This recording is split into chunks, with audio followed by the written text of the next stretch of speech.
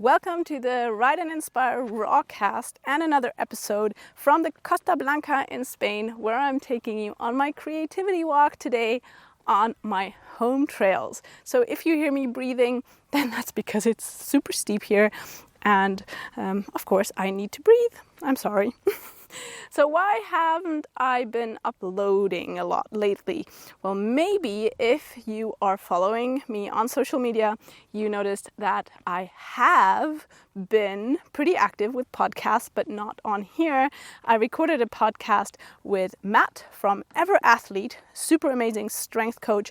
I'm going to link you the episode below this one in the show notes.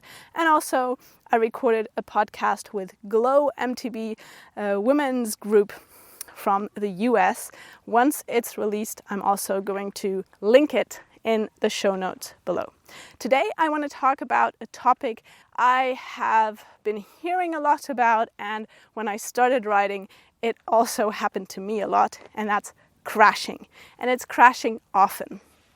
I know a lot of riders do this, they crash a lot, and I wanted to talk about if this is happening to you, if you are crashing quite often, then what the possible reasons are and what you can do against it. So how can you crash less? Funny enough, below my last YouTube video, someone posted, doesn't everyone crash more than they would like to? Well, yes, probably. I don't know many people who like crashing, but I do know a lot of people who crash regularly and think they start to believe it's normal. And that's a topic that I wanted to address today because, in my opinion, crashing is inevitable for, let's call it, normal mountain bikers. So mountain bikers who are not doing this professionally to pay for their life, for mountain bikers who are doing this as a leisure activity, I do believe that crashing is inevitable. And if you're crashing often, that there are a few reasons why you're crashing often, and if you avoid these, that you can crash less. So here's reason number one: allowing the ego to decide what you ride rather than the soul. I know this sounds cheesy, but it's actually a pretty easy rule. To be honest, I live basically my entire life according to this rule, that is ego versus soul, or ego versus love, or fear versus love. Funny enough also, I had a client join me on a camp in Mallorca, and he gave me a book that's called A Course in Miracles, and it's as though I have been living my life according to this book, although I have never read this book. Ego versus soul is, when you come to a trail, pretty easy. You look at the section and you decide, are you riding this because you know you have the skills, you have the control, and you love yourself and the sport, so you're in this joyous moment, or are you riding it because you want to prove yourself to someone, because if you ride it, you think that then you are valuable, that then you are worthy? That would be ego. The second one, the latter one, is ego. Every time you ride something because you have the urge to prove yourself, or you feel that only if you ride it you are worthy, then that's your ego talking. But if you ride it with pure joy, with pure love and respect for yourself, then that is the reason, love or soul. And often I see riders who ride stuff because of their ego crash a lot, because often they're riding stuff beyond their skill level to prove to others or to themselves that they are worthy if they do so. But actually, in my opinion, you can prove to yourself and to others that you are worthy if you listen to your soul much more than if you just risk it and crash a lot. So that was reason number one, ego versus soul. Reason number two, I see people crash a lot, is something I've already talked about in some of my older podcasts, and that's environment trumps willpower. No matter how strong you are, no matter how strong your personality, if you are in an environment where you're being pushed beyond your limit or where you're being pressured to do stuff, you will always give in. Environment trumps willpower. So if you are in an environment where you feel pressured, where you are constantly struggling to keep up, where you feel you need to prove yourself, then you will most probably crash a lot. Also, if, for example, you ride in races to prove yourself, you will probably crash a lot in these races. So again, question yourself, ego versus love. Why am I in this environment? Why am I in the riptides of an environment not doing me well if I can choose my environment? So choose your environment wisely, and I'm pretty sure you'll crash less. That was reason number 2.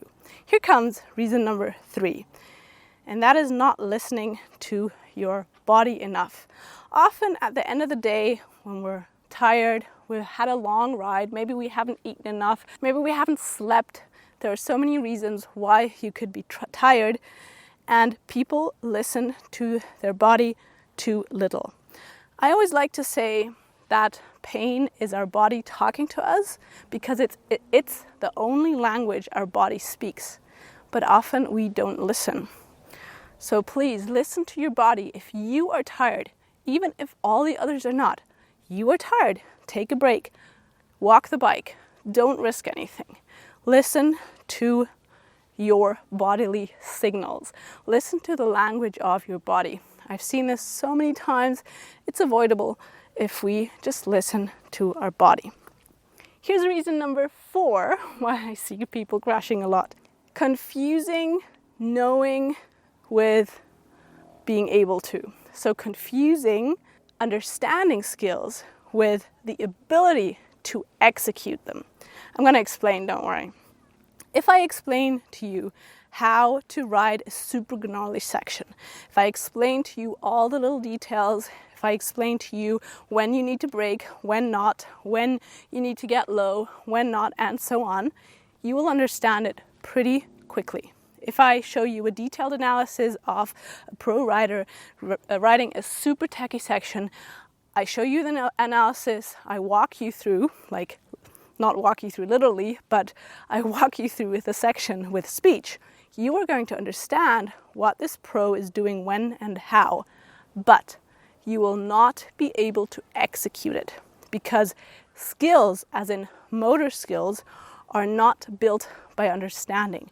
They are built by structured repetition over a long period of time.